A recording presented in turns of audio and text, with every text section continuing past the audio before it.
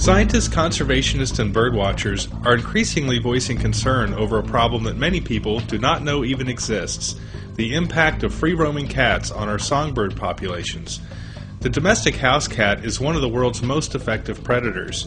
It is estimated that there are 80 million pet cats and another 120 million feral cats in the United States, and their population is growing. Each year, cats left to roam free or that are feral kill hundreds of millions of our nation's birds, putting additional pressure on the populations of many species that are in decline. Most people are unaware that their domestic cat that is well fed can take up on average one bird per day. I don't think many people realize the impact that dropping off unwanted pets is going to have on the native wildlife. This was a cat attack victim, and a lot of times you can tell because there's feathers missing. She's not missing feathers in her wings here, but she's only got about 2 tail feathers left here on her tail. Unfortunately, in her case, she probably had a puncture wound that we just can't see. It could just be a tiny, tiny little puncture wound, but all it takes is a little bit of the cat's bacteria from their mouth to be toxic to a little bird like this. And although she had antibiotics, she just still didn't make it, so there might have been internal injuries we just can't see. While we don't have exact numbers on the impact of feral cats populations in Texas, we do know that nationwide they kill hundreds of millions of birds every year. When you consider the fact that feral cats' diet is 20 to 30% made up of birds, then you know that there's going to be a fairly substantial impact on the ecosystem. One controversial strategy being used to deal with the growing feral cat population is trap, neuter, and release, or TNR. Feral cats are caught, neutered, and released, and are then regularly fed. The idea is that by spaying and neutering all of the cats, the colony they live in will diminish over time and eventually disappear. Dr. Paul Barrows is a retired Army veterinarian with 40 years of experience dealing with wildlife health issues. Numerous veterinary, conservation, and public health organizations do not support TNR. And some of the reasons that we don't is we see it as a risk to animal health, to public health. We feel it's an ecological disaster. We feel that it is a public nuisance, creates a public nuisance, and last of all, and perhaps most important, is we feel that it's inhumane. We know that the life expectancy of abandoned cats and TNR cats is considerably lower than it is on those that are inside cats. They're subjected, to bad things in the wild that happen to them. Dogs can come after them, they can get hit by cars, and then there's always disease. One of the most closely managed TNR programs in the nation is at Ocean Reef, a private gated community in North Key Largo, Florida. ORCAT was founded in the early 1990s because we had a overpopulation of feral cats at Ocean Reef. There were over 2,000 cats, and they were causing problems with the homeowners as well as the native wildlife. So ORCAT was founded to humanely reduce the cat population through trap, neuter, and release, TNR.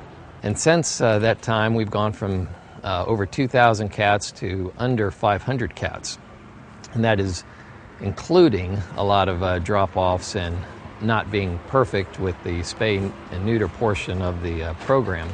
We have a staff that goes out to feeding stations where we have the managed care of the cats.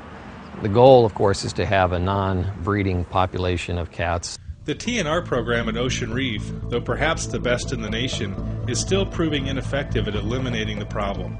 15 years after it began, and despite having a full-time staff and a part-time veterinarian, 500 feral cats continue to roam the community.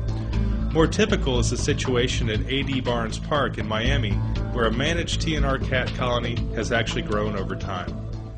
They had hoped that the catch, neuter, and release program would decrease the population, and exactly the reverse has happened.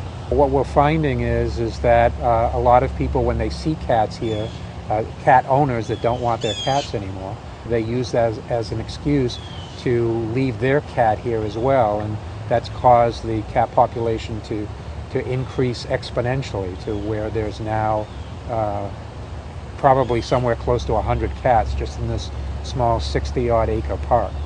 Trap, neuter and find a home is better. Bringing them here causes problems with the public seeing a cat colony and then using that as an excuse, if you will, or a reason to then add to the colony. And so I think trap, neuter, and return actually perpetuates this problem. I am familiar with trap, neuter, and return programs. I've actually taken part in trap, neuter, and return programs. I have never seen one that has been successful in removing all or most of the cats from any area. The limited experience I have had with spay and return areas, they have not been successful because they're generally not able to catch all the cats. They don't go and catch them every week. Trap, neuter, and release has very little to offer in the way of demonstrating elimination of cat colonies through that technique. The data is just not there. In addition to being ineffective at addressing the problem of feral cats and their hazard to birds and other wildlife, TNR programs and the cat colonies they perpetuate contribute to other problems, including endangering human health from rabies, toxoplasmosis, and other transmissible diseases. We have several examples in the state of Texas. This summer we've had 2 examples of cats that were part of feeding operations that bit individuals, and they ended up being rabid. Individuals had to undergo rabies prophylaxis and so forth. So that it is a definite problem. Where I live in the subdivision, an elderly couple just fed the cats, and it had a lot of problems. They attracted, more cats. Those cats reproduced. It also attracted rats, which, got into people's backyards and, chewed up their hot tubs and electrical wiring. People who are supporting these programs with full knowledge that these cats are out there as non-native, mid-sized predators that may be impacting on these endangered species, I believe that there are some potential legal concerns there and some legal justification for ensuring that these colonies do not persist. Texas is the #1 destination for bird watchers in the world. There is no location on the globe which attract as many bird watchers on an annual basis as Texas.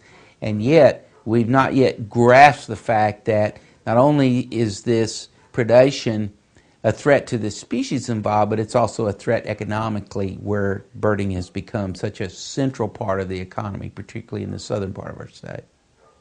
Every time they come out to feed the cats, they are detracting from my personal enjoyment of the same area that they are using.